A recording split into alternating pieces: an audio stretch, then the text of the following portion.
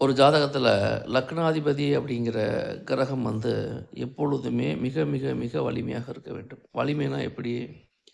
அந்த கிரகம் நீசமாகக்கூடாது, அஸ்தங்கமாகக்கூடாது, பாதகத்தில் இருக்கக்கூடாது, 6, 8, 12ல் மறையக்கூடாது, திதி சூனியத்தில் இருக்கக்கூடாது, அஸ்தங்கத்தில் இருக்கக்கூடாது.